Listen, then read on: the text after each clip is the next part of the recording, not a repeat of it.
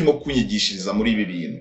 Imana ishimwe. Niki urimo kunyigishiriza muri ibintu? Kuko gutegereza Imana ifite ibyo irimo kukwigisha kugira ngo imbaraga z'abantu zirangire. Bibiliya iravuze ngo abasore b'imigenda bazirukanka baruhe ndetse bazacogora. Iyo Bibiliya irimo kuvuga abasore b'imigenda, iravuga umuntu ufite imbaraga ze rusange, nyine imbaraga zumvikana, kuko umusore nyine mu byumvikana afite imbaraga, umusore. Ariko biravuga ngo abasore b'imigenda, umusore w'imigenda ni wa musore ukiri mutoya nyine, ngo bazirukanka baruhe bazacogora, ngo ariko abategereza Uwiteka bo. Ntabwo biri mentioninze ngo bivuge icyiciro barimo, utandukanye nuko tubitekereza. Igihe kirageze ndashatse, imyaka maze gushaka, umunsi wa mbere numvaga ko hari numviwe n'Imana, numvaga ko hari Imana igiye kunkorera icyo nayisabye.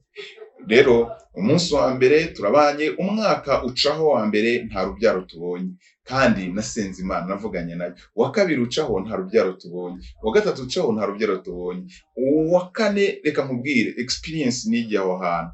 Ni ukuvuga ngo ukwezi kwacagaho tugategereza ukundi kwezi kuzaza. Muri cya gihe cyo gutegereza, ukwezi guciyeho, umuntu ukibwira ngo wenda uyu mwanya ubwo dutegereje ukwezi bizakunda. Duhabwa n'Imana ntabwo ari ibintu kavukire. Imana ntabwo irimo kudutunganya, irimo kuturema kugira ngo dusohore mu mugambi wayo. Ntabwo ikoresha kavukire yacu, oya, ahubwo icura umuntu w'imbere kugira ngo agere mu buryo bwo gusa nayo. Imana ishimwe cyane. Yesu baramuhohoteye, baramwica, bamubamba ku musaraba, ariko aravuga ngo Mana ubabarire kuko batazi icyo barimo gukora. Aya magambo yavuze ni amagambo agaragaza maturity, ubukure bwo mu mwuka.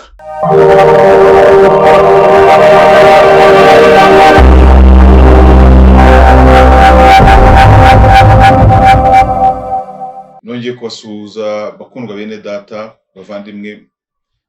Nishimiye uyu mwanya kugira ngo nongere kubaha ikaze kuri uyu muyoboro wa Gospel Harvest Network. Kandi mbashimira uburyo mutuba hafi, comment zanyu mu biganiro tugenda ducishaho bitwereka ko dukurikira, bikaduha imbaraga iyo tubona murimo gukomentinga ku ijambo ry'Imana, bidutera imbaraga mu buryo bwose. Rero tubasaba inkunga yanyu. Inkunga tubasaba ni inkunga yo kugira ngo murusheho gufatanya natwe kwamamaza iby'ubwami bw'Imana. Mujye mukora musharinga, bisangira inshuti ndetse n'abavandimwe, kugira ngo ubutumwa bwiza bugere kure, bubashe kuruhura abarushye n'abaremerewe. Imana izabibahera umugisha. Intego yacu niyo kugira ngo tubwirize ubutumwa bwiza bw'amahoro. Rero ni byiza ko mukomeza kubana natwe, mukadufasha kugira ngo ubwami bw'Imana burusheho kwaguka no gutera imbere. Uyu mwanya rero nishimiye kugira ngo tuze gusangira ijambo ry'Imana rivuga ngo gutegereza Uwiteka. Munyemerere dusenge kugira ngo Imana idufashe gusobanura aya magambo. Mana nziza, Mana y'urukundo, gusabye kugira ngo uyu mwanya uzubane natwe ubwo tugiye kuganira ijambo ryawe, nsangira na bene data bose bazabasha gutega amatwi iri jambo. Ndasabye kugira ngo simba ringira isobanura, wowe nge nkubera akanwa, wowe wivugire Mana, kugira ngo wari risobanura. Nge ndaha Mwami kugira ngo ukorere muri ngewe, kandi umugisha uwumpane Mwami nyiringa Imana, nabo tujye gusangira iri jambo mu izina rya Yesu. Kandi ngusabye umugisha w'ubugingo bw'iteka ryose Mwami, n'iherezo ryiza nkiriho, uzampa iherezo ryiza kubw'uyu murimo wampaye wo kugira ngo njye nkora. Mwami Yesu, saba umugisha umuntu wese iri jambo Mwami rijye kugeraho, rimubere imbaraga, inkomezi, rimubere umugisha n'amahirwe ndetse n'impamba n'urwego bizamugeza mu bwami bwawe bwo mu ijuru. Mu izina rya Yesu nabisabye nizeye, amen. Yego, murakoze cyane. Reka rero tuganire iri jambo dushingiye mu byanditswe byera. Tugiye kureba ibyanditswe byera kugira ngo tuze kuganira gutegereza Uwiteka, ariko twumvise iki ijambo ry'Imana ribivugaho. Tugiye kujya muri Yesaya, igitabo cya Yesaya 40 umurongo turahera ku murongo wa 28 kugira ngo twumve amagambo y'Imana hari, tubashe kuza kuganira ijambo ry'Imana dushingiye ku byanditswe. Haranditswe Yesaya 40 umurongo wa 28 ngo mbese ntiwari wabimenya? Ese nturabyumva? Imana ihoraho, Uwiteka umuremyi w'impera z'isi, ntirambirwa, ntiruha, ubwenge bwayo ntiburondoreka. Niyo iha intege abarambiwe, kandi utibashije imwongeramo imbaraga. Abasore b'imigenda bazacogora baruhe, abasore bazagwa rwose. Ariko abategereza Uwiteka bazasubizwamo intege nshya, bazatumbagira mu kirere, bagurikishe amababa nk'ibisiga. Baziruka be kunanirwa, bazagenda be gucogora. Amen. Aya magambo ni amagambo meza, amagambo anejeje, amagambo adasanzwe. Imana ishimwe. Rero aya magambo aravuze ngo mbese ntiwari wabyumva, ndetse nturabimenya ku Uwiteka umuremyi w'impera z'isi, iyo Mana umuremyi wa byose, umuremyi w'impera z'isi, Uwiteka umuremyi w'impera z'isi ntirambirwa, ntiruha, ubwenge bwayo ntiburondoreka. Imana ntirambirwa, ntiruha, ubwenge bwayo ntiburondoreka. Rero tugiye kuganira ijambo ryitwa gutegereza Uwiteka, ariko nezezwa ngeze ku murongo wa 30 haravuga ngo n'abasore bazagwa rwose.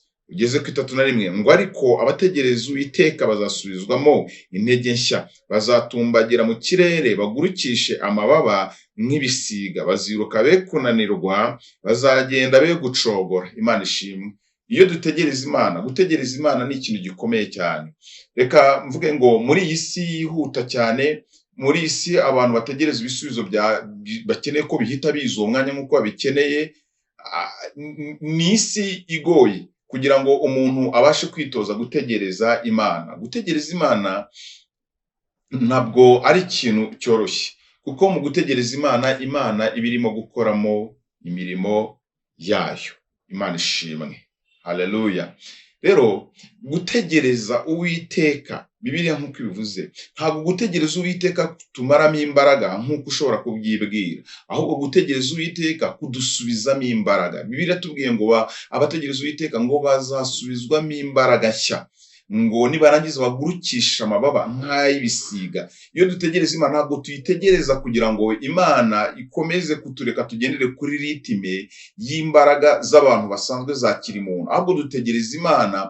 Imana ifite ibyirimo kubaka mu bugingo bwacu imbere muri twebwe, kugira ngo itwubakamo ubushobozi bwo kugira ngo tugire imbaraga zirenze iza kirimuntu, imbaraga za kapasite y'umuntu. Kuko Bibiliya tubwiye ngo abamutegereza bazasubizwamo imbaraga. First of all, nibarangiza bagurikishe amababa nk'ay'ibisiga, ngo bazirukanga ntabwo bazananirwa. Imana igutegereje kugera kuri time yayo, ku gihe cyayo yagennye. Reka nkubwire, igihe cy'abantu turarambirwa kuko dufite amasaha tugenderaho, dufite ibihe tugenderaho, ariko igihe cy'Imana ni igihe cy'ubwayo iba yarateguye, kuko igihe cy'Imana gitandukanye n'igihe cy'abantu. Igihe cy'Imana kiba gitegura umugambi mwiza w'icyo yaguteganyirije. Twebwe igihe cyacu tuba dutegura ibyo twakakiriye.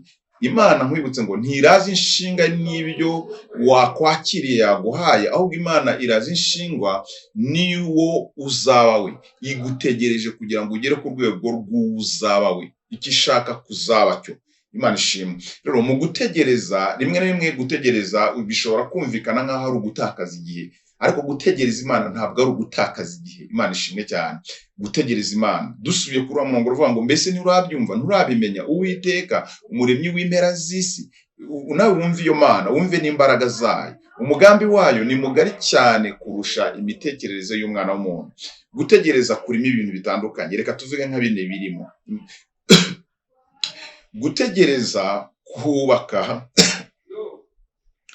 kubaka kwizera, ibyiringiro. Kuko iyo utegereza Imana niko urushaho kugenda urushaho kugira ibyiringiro, kuduha n'imbaraga zo kurushaho gushaka Imana cyane birenze uko twayifuzaga kwishaka. Tuyishaka birenze, kuko iyo tuyitegereje tubona amasezerano yayo, ibisubizo byayo, umugambi wayo umeze nk'urimo gutinda, ahubwo nibwo urimo kwegera cyane, kuko iba irimo kugukuza kugira ngo ikugeze ku rwego rwo kugira ngo utangire gukora mu buryo bwo yishakiye, ibyo yifuza, kandi ibyo biba ari umugisha ku buzima bwawe. Imana ishimwe.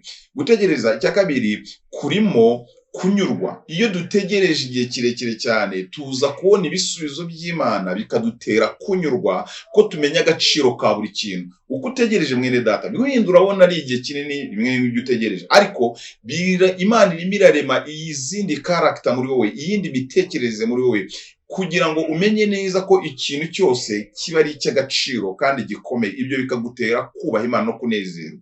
Icya gatatu, gutegereza biduha kuramya Imana, kugira ubuzima buramya Imana, concentrate iminsi yose, guhozaho wumva urimo kuramya Imana. Mbese kuramya Imana ni iki? Kurose bw'imikorere ihesha Imana icyubahiro, kwitoza kuramya Imana muri situation itoroshye, kumenya kuramya Imana mu bihe bimeze nk'ibinejeje, kumenya kuramya Imana mu bihe bimeze nk'ibiruhije bigoye, kuko ubuzima bwawe buba bwaramaze kubakika mu mizi yo guhora urimo guhesha Imana icyubahiro, kuramisha Imana akazi kawe ukora ka buri munsi kugira ngo Imana ihagaragare. Kubera ko iyo utegereza hari ikintu utegereje nyine wizeye ko Imana izagukorera, bigatuma imico n'imitekerereze yawe itangira kugenda mu buryo bwo gukontorora karakteriza imigendere, imikorere yawe, yuko utasobanyije n'Imana, kugira ngo Imana itaza kubura inzira zo kuza gusohoza umugambi w'icyo yavuganye nawe. Imana ishimwe cyane. Rero gutegereza Imana kubaka muri twebwe no kuramya Imana. Imana ishimwe cyane. Haleluya. Gutegereza Imana kuturemamo izindi mbaraga n'imitekerereze yo gukuza, tukagira amaso yo mu mwuka, amaso ashobora kureba akamenya umugambi w'Imana. Rero nimba utegereza mu cyimbo cyo kubaza Imana ngo mbese Imana ko bitaraza, ko bitarasohora, ukwiriye kubaza Imana ngo ahubwo se Imana urashaka ko nkorane, urashaka ko n'iki urimo kunyigishiriza muri ibi bintu. Imana ishimwe. Niki urimo kunyigishiriza muri ibintu? Kuko gutegereza Imana ifite ibyo irimo kukwigisha kugira ngo imbaraga z'abantu zirangire. Biravuze ngo abasore b'imigenda bazirukanka baruhe ndetse bazacogora. Iyo Bibiliya irimo kuvuga abasore b'imigenda, iravuga umuntu ufite imbaraga ze rusange, nyine imbaraga zumvikana, kuko umusore nyine mu byumvikana afite imbaraga, umusore. Ariko biravuga ngo abasore b'imigenda, umusore mugenda wa musore ukiri mutoya nyine, ngo bazirukanka baruhe bazacogora, ngo ariko abategereza Uwiteka bo. Ntabwo birimo ninze bivuge icyiciro barimo, abasore cyangwa abasaza n'ikindi, ariko gutegereza Uwiteka ko gufitemo izindi mbaraga, bidahereye ku myaka, bidahereye ku cyiciro, bidahereye ku kintu icyo ari cyo cyose. Kuko hari ingero nyinshi tubona ngo bo bazirukanka ntabwo bazananirwa, ngo ndetse bazasubizwamo n'imbaraga nshya. Iyo utegereza Imana, Imana ihora yiteguye kugira ngo igusubizemo imbaraga. Imana ishimwe cyane. Kugira ngo noneho uze guhaguruka utakigendesha imbaraga z'ibirenge wiruka, ahubwo uze gutangira kuguruka. Aho abantu bagenda amasaha runaka, imyaka runaka, cyagiye kimeze nko gutinda, Imana iguha imbaraga noneho zo kuhaca uguruka. Imana ishimwe cyane. Imagine uva nk'ahantu ujya i Butare, reka mvuge, cyangwa se ujya mu rundi rugendo rwa kure, ngeranyije ntushobora kuba utazi Butare wenda ni Kigali, ngo mvuge intera zihari, wenda nawe geranya urundi rugendo rwa kure rurimo amakorosi, imisozi n'ibindi, urimo kugenda wirukanka cyangwa ugenda n'amaguru, ariko bigatwara imyaka n'ibihe. Ariko noneho gereranya, noneho imbaraga zigiye kugufata zigatuma utari gukata amakorosi, utari bwurira imisozi ngo uyimanuke, ahubwo uri buflying, ukaguruka ukagendera mu kirere. Bivuga ngo harimo speed y'Imana, harimo kwihutishwa kw'Imana. Iyi speed ituruka mu kirere, iyo ituruka mu gutegurwa n'Imana, preparation, gutegurwa n'Imana. Imana iyo itinze umuntu iba irimo kumutegura, imutegurira umugambi mugari w'ubumana, umugambi mugari w'imbaraga zayo zizaba zitandukanye n'imyumvire n'imikorere n'imitekerereze ya kiri muntu y'ibigendanye n'ibyo tubona muri ubu buzima. Imana ishimwe cyane. Haleluya. Rero nicyo gituma gutegereza Imana ni ikintu cy'ingenzi, ni ikintu kiri ngombwa. Uyu munsi ushobora kurimo kubona Imana yaratinze ku buzima bwawe. Reka mvuge ubuhamya bwanjye ho gatoya, ariko simvuga bwose, ndavuga kimwe mu cyambayeho mu buzima bwanjye, kugira ngo nze kukwereka gutegereza Imana uburyo ari ingenzi. Imana ishimwe. Igihe kimwe nategereje Imana kuko nsenga iminsi, nsenga imyaka, ariko Imana ifite umugambi yo kugira ngo nyine indememo imbaraga zo kwizera, ndetse impe no kunyurwa ko mu mutima. Rero ngera igihe imyaka ibaye myinshi isenga, natinze gushaka, njya gushaka ntegereje ko Imana izanyubakira urugo. Ngeze igihe cyo gushaka, Imana impaye umufasha, mu myumvire yanjye numvaga byanga bikunda ko natinze gushaka, kandi kubera ko nategerezaga ubushake bw'Imana no kugira ngo nubakirwe n'Imana, numvaga nasabaga Imana nkayibwira ngo Mana uzamfashe umunsi nzashaka, nzahite umudamu wanjye azasame icyo gihe, kugira ngo iryo joro, kugira ngo nzabashe kubona urubyaro. Urabona ko natinze gushaka kugira ngo nzabyare abana benshi. Nari mfite icyifuzo cyo kumva nifuza abana benshi, naranabisengeye igihe kinini mvuga ngo Mana umpa abana benshi rwose, umpa abana urubyaro rwinshi, uzampe n'ibigo by'imfubyi byibuze mu mugisha uzampa ngire abana benshi mbasha kugira. Noneho umugambi w'Imana rero utandukanye nuko tubitekereza. Igihe kirageze ndashatse, imyaka maze gushaka, umunsi wa mbere numvaga ko hari numviwe n'Imana, numvaga ko hari Imana igiye kunkorera icyo nayisabye. Rero umunsi wa mbere turabanye, umwaka ucaho wa mbere nta rubyaro tubonye, kandi nasenze Imana navuganye nayo. Uwa kabiri ucaho nta rubyaro tubonye, uwa gatatu ucaho nta rubyaro tubonye, uwa kane reka nkubwire experience nigiye aho hantu.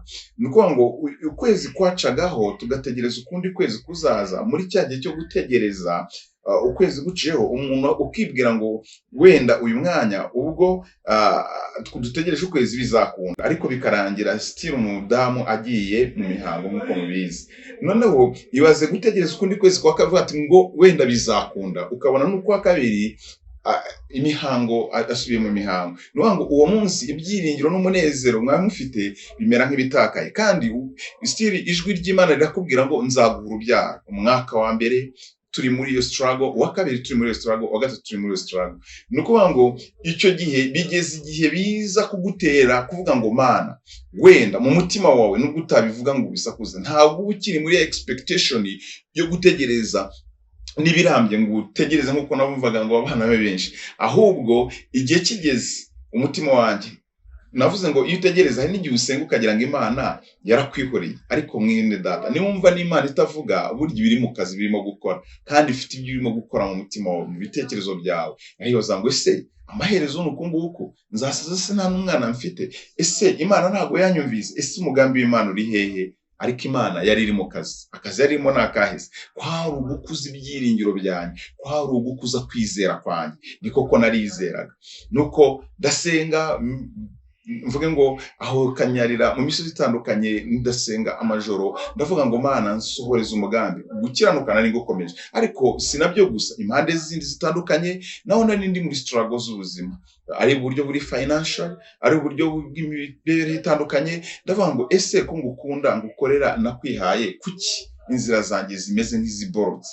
Ariko Imana umugambi mugari yari ifite ni ukugira ngo ikuze kwizera kwanjye, ndetse irusheho kundemamo uburyo bwagutse bw'amahoro no kunyurwa ko mu mutima. Imana ishimwe, haleluya. Icyo gihe ntegereza, ngira ngo Imana umugisha yampaye yari yarampaye abandi bantu bo kurera batandukanye, ariko numvaga mu mutima wanjye nk'uko Aburahamu yabivugaga, ngize amahirwe nabona ushusho yanjye uturuka mu rukiryi rwanjye, kugira ngo mbone Imana impaye umugisha, cyane ko yari yaransezeranye ko izampa urubyaro. Ariko mvuge ngo ngeze ku mwaka wa kane, ariko ubwo ndimo ndavunagura kuko ubuhamya ni bunini, ariko nashaka gutanga experience yo kutegereza Uwiteka. Nafite umubabaro mu mutima, ariko nkavuga ngo Imana izagira neza. Rero umwaka ugeze mu mwaka wa kane, ubwo nabiciyemo nihuta. Mu mwaka wa kane nasenze Imana, ngira ngo mu buryo butandukanye, muri strategies z'uburyo bwose. Ari byo bajya bita ngo n'upfuga ibibwiriza, usenga ugasenga mu bundi buryo, ugatamba ibitambo rwose by'amasengesho bitandukanye byo kwereka ko ukeneye. Ariko isaha igeze, umutima wanjye umaze kumva, numvuga ati Imana ndi kumwe nayo, ngendana nayo, nabanye nayo, byanga bikunda hari ikikwiriye gusohoza. Ubwo rero nagiye guprovoka igitangaza. Ndavuga ngo umunsi umwe twari dufite amasengesho y'iminsi 3, hamwe n'abakristo dusengana nk'umushumba njyewe, abakristo baje mu rugo iwanjye, mbwira umudamu twari twiciye mu ntebe, ndibuka ntabwo njya mbyibagirwa, ndamubwira ngo ubu rero dore igihe kirageze, nubwo twasenze bikaba bidakunda, ubu tugiye gukora ikintu bita gufata decision yo kugira ngo tubashe kugira gute kubona urubyaro, kuko harimo agasuzuguro ka Satani n'abadayimoni. Ubu rero ndamubwira azana Bibiliya, twe dufite Bibiliya ntoya, abakristo bari bahari ngira ngo barabizi, turaho muri salo tugiye gutangira amasengesho y'iminsi 3 tugiye kuyakorera aho mu rugo aho twari turi muri bake abo ngabo twari turi kumwe. Ndangije ndavuga ndandika ngo guhera kuri iyi tariki guhera kuri iyi tariki kugeza kuri umwanya tugiye gukora amasengesho y'iminsi 3. Nyuma y'amasengesho y'iminsi 3 shingiye ko Imana yantoranyije nkaba numva umutima wanjye unyemeza ko ndi umukozi w'Imana. None guhera kuri iyi tariki mbwira umudamu ndamubwira ati ubu rero ugiye gusinya wowe ahangaha yuko guhera kuri iyi tariki nyuma y'iminsi 3 niturangiza amasengesho uzasama kugira ngo ubyare, kuko uyu munsi Satani agasuzuguro ke turakanze, ahubwo ngiye gusinya mu kimbo cy'Imana kuko ijambo ry'Imana rimbabwira ko duhagarariye Imana mu isi.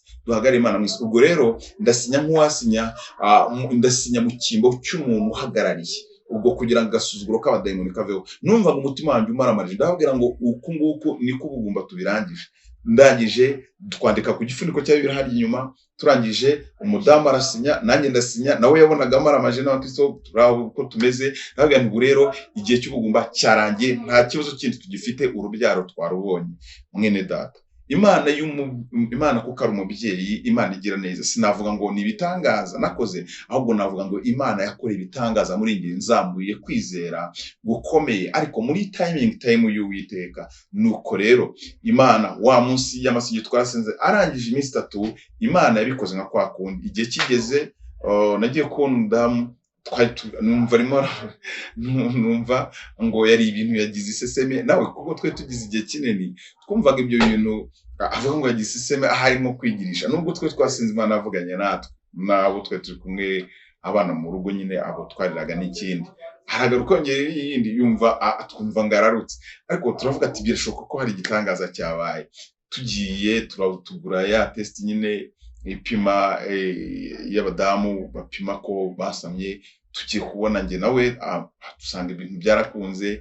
Mwene data, aho nahigiye experience ikomeye cyane. Nize experience ko mu gutegereza Imana igishiftingiramo imyizerere yacu kugira ngo ikoreshe twebwe ibitangaza tuzashima izina rye, kuko Imana ntiyifuza kugira ngo yo ize kugukora ibitangaza, ahubwo yifuza kugira ngo iguhindure igitangaza cyangwa igukoresha ibitangaza.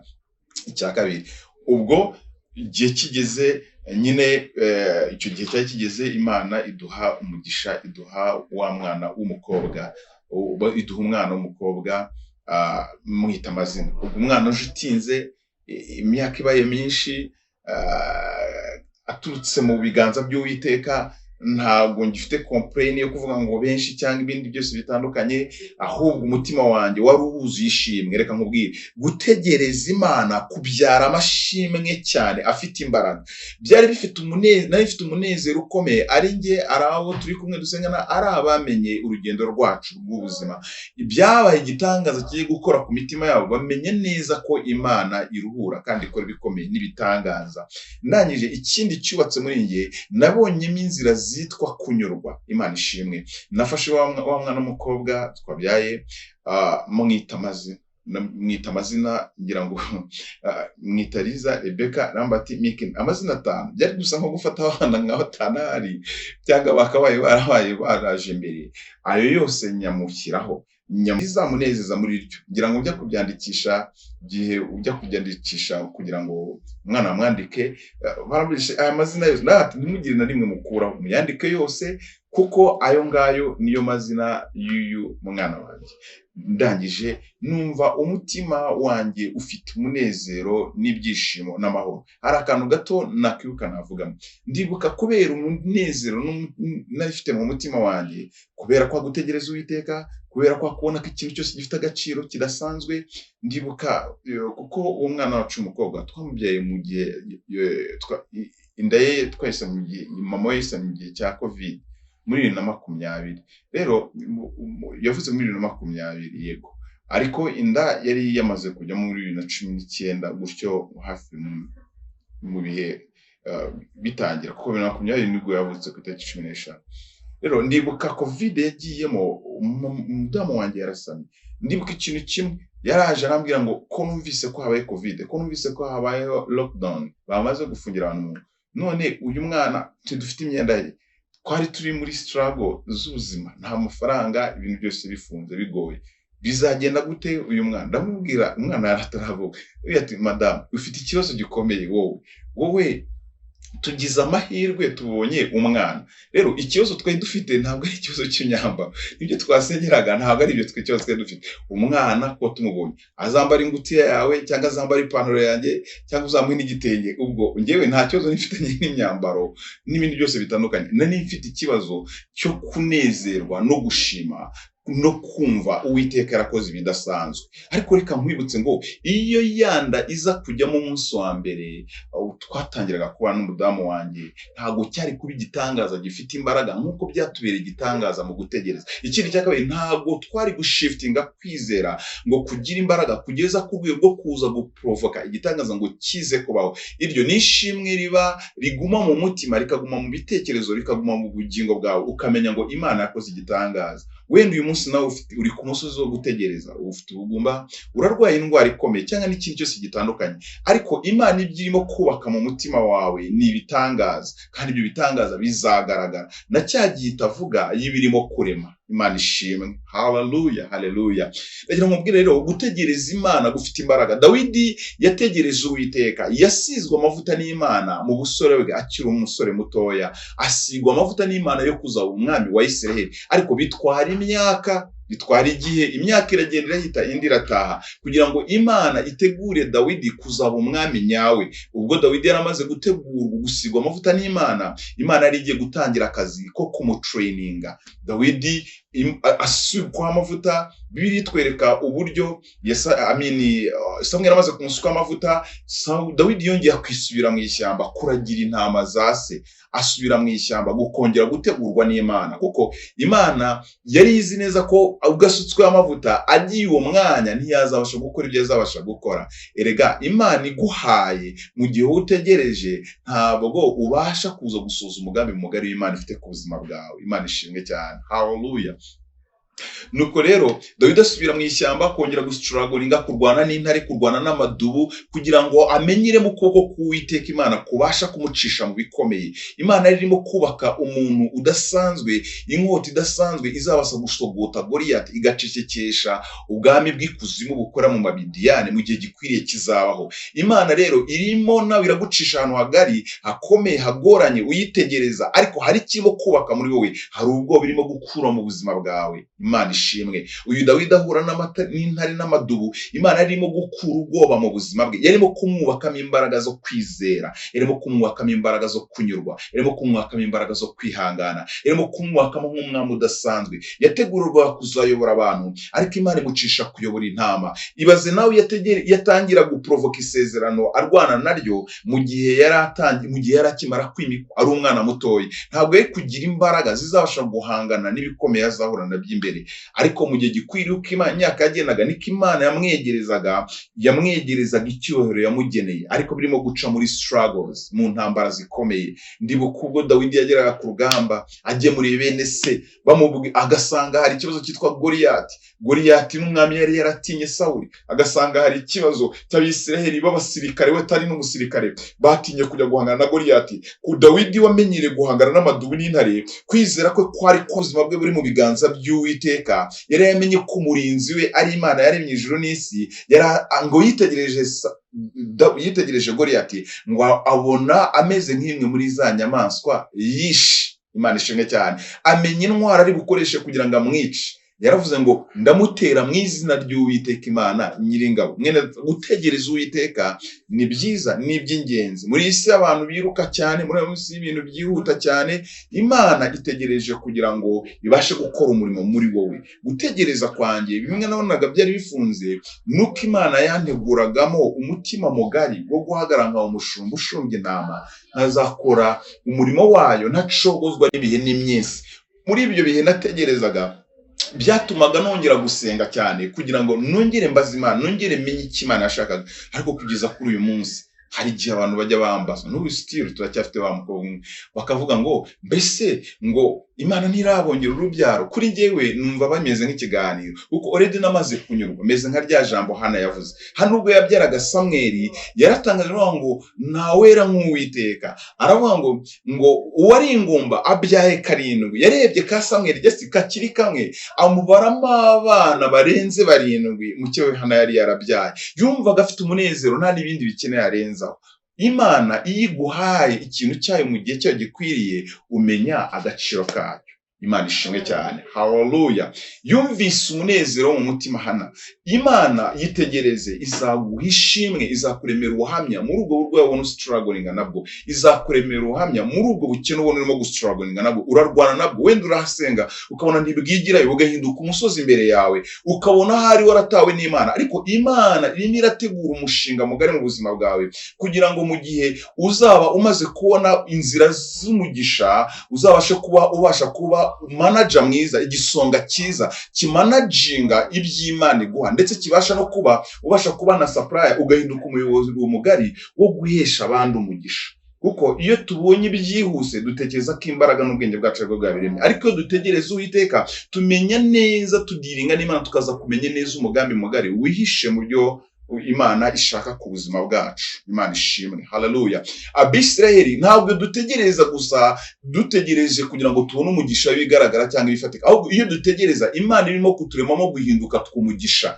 Utegereje kugira ngo Imana ikurememo guhinduka umugisha, utanga bwa buhamya buvura abandi bantu. Mu gihe uzavuga imbaraga z'Imana, ntuzavuga Imana ya Yohana, Matayo, Luka n'abandi twumvise muri Bibiliya, ahubwo uzavuga Imana yawe, uzavuga imwe mwahuriye nayo mu bihe bikomeye ikagutambutsa ibihe bitari byoroshye. Gutegereza ntabwo dutegurirwa umugisha gusa, ahubwo dutegurirwa guhinduka umugisha. Icya kabiri, ntidutegurirwa guhinduka umugisha gusa, dutegurirwa n'ubugingo bw'iteka ryose. Ikirazi inshinga Imana nuko tuzabana no mu bwami bwayo. Rero uyu munsi urimo uradiringa, ustrugglinga n'ibintu bikomeye. Ubwo Yosefu yadiringaga, astrugglinga, arwana n'imigambi kuzimu ishaka guhakanya icyo Imana yavuze ku buzima bwe. Mu cyimbo cyo kuba umwami, Yosefu yagiye mu nzu y'imbohe nk'uko Imana yamubwiye ngo uzaba umwami. Mu cyimbo cyo gukundwa ngo bene se bazamupfukamira, havutsemo kumwanga. Imana ikunda kuzana ikinyuranyo mu gihe cyo gutegereza. Iyo urimo gutegereza kuko hari ibyo urimo kukwigishirizamo. Nk'uko turimo kubibona Dawidi ategereze, Imana yazanaga ikinyuranyo mu cyimbo cyo kugira ngo atangire kubona yabaye umwami, yabaye igitangaza, yabaye umuntu udasanzwe, ahubwo yabonaga abashyitsi bitwa intare, idubu n'ibindi byose bitandukanye. Imana irimo kumutegura ibyo bintu byiza, kandi umugambi mugari azahagararamo akabasha kuyobora umukumbi wayo, ubwoko bwa Isiraheli. Rero gutegurwa n'Imana cyangwa gutegereza Uwiteka, ntabwo gutegereza bivuze kwicara ngo uvuge ngo ibintu bizikora, Imana izabikora. Ahubwo mu gutegereza ni ugutegura ibigendanye n'iby'Imana yagambiriye kuzagusohoreza mu buzima bwawe. Gutegura, kwitoza kugira imico y'indangagaciro arizo zihinduka cano, umuyoboro ucamo inzira zose zo gukoreshwa n'Imana cyangwa se zo guhabwa umugisha n'Imana. Iyo urimo gutegereza Imana ishobora gupima, ishobora kukuzanira. Iyo Imana yubaka urukundo muri wowe, iguturanya n'urwango, kugira ngo rwa rwango urimo gutegereza, mu rwango abantu bakwanga, abantu bagusuzugura, abantu bagupinga, wowe havemo umusaruro muri rwa rwango w'urukundo rukomeye. Kuko ibyo tufite cyane duhabwa n'Imana ntabwo ari ibintu kavukire. Imana ntabwo irimo kudutunganya, irimo kuturema kugira ngo dusohore mu mugambi wayo. Ntabwo ikoresha kavukire yacu, oya, ahubwo icura umuntu w'imbere kugira ngo agere mu buryo bwo gusa nayo. Imana ishimwe cyane. Yesu baramuhohoteye, baramwica, bamubamba ku musaraba, ariko aravuga ngo Mana ubabarire kuko batazi icyo barimo gukora. Aya magambo yavuze ni amagambo agaragaza maturity, ubukure bwo mu mwuka. Imana ishimwe. Kuba bica umuntu wagasaba ngo Mana ubabarire kuko batazi ibyo barimo gukora, nuko yagize igihe kinini cyane cyo kuba yarabashije kuba azi neza misiyo arimo kugira ngo ayisoze. Misiyo yari arimo niyo kugira ngo azacungure ubwoko bw'abantu, abana b'abantu. Yarazi neza nubwo bamwishe yuko atari bo, ahubwo hari indi myuka irimo gukorera muri bo. Kubera iki? Yesu yari yaratindanye n'abantu mu gutegereza igihe azakorera gukoreshwa n'Imana. Uribuka Yesu yateguye imyaka 30 kandi yakoze imyaka 3. Muri uko gutegurwa imyaka 30 yarimo gutegereza kugira ngo abashe kuzuza icyo imbaraga zizabasha gusohoza umugambi w'Imana. Mwene data, tegereza Uwiteka, ariko reba neza nimba mu gutegereza kwawe urimo gutunga, kuko hari igihe wategereza Uwiteka n'Imana nayo igutegereje. Rego dutegereza Uwiteka, Imana nayo ibidutegereje kugira ngo tugere ku rwego rwo kugira capacity cyangwa imbaraga ziza kuza kubasha guhesha izina ry'Imana icyubahiro muri situation iyo ari yo yose, cyangwa se kuri wa mwanya Imana iba yarateguriye umwana w'umuntu. Imana ishimwe cyane. Haleluya. Rero tegereza uwihanganye, Imana izasoza umugambi wayo ku buzima bwawe. Nukomeza gutegereza Uwiteka, hari ibikorwa mu gutegereza. Iyo dutegereza Imana turasenga kugira ngo tubashe kumva, kuganira n'Imana, kumva Mwuka Wera avugana natwe adusobanurira ubushake bw'Imana. Iyo dutegereza Imana tureba neza nimba mu gitangaza cyangwa se mu mugisha Imana izaduha, yuko natwe dukwiriye gutega ibiganza tukakira umugisha. Nimba imico yacu, imimerere yacu itunganye. Reka nkubaze, uyu munsi wa none utegereje kugira ngo uzubake urugo rw'umugisha. Wenda uritegereza ugasanga nta musore ukurambagiza, cyangwa se uri umusore nta nkumi igukunda, ariko rimwe na rimwe kuko mugendana urugendo iminsi runaka, bakaza gusanga imico yawe utabamo umugabo w'ukuri, bakaza gusanga imico yawe utabamo umugore w'ukuri. Kubera iki? Nta kwihangana basanze muri wowe. Kubera iki? Nta kunyurwa basanzwe muri wowe. Kubera iki? Nta rukundo basanze muri wowe. Kuko iyo minsi yose wowe washaka kugira ngo Imana isoze umugambi wenda wo kukubakira urwo rugo, ariko ntabwo wowe uritegura. So gutegereza Uwiteka rero bisaba kwitegura, kumenya ngo icyo Imana igiye kuguha, icyo Imana izakubakaho kizaba ari ikintu kirastinga forever, gihoraho igihe cyose kandi gifite agaciro. Dutegurirwa n'Imana kugira ngo tureflectinge, tugaragaze ubwiza bw'Imana, tugaragaze icyoro cy'Imana.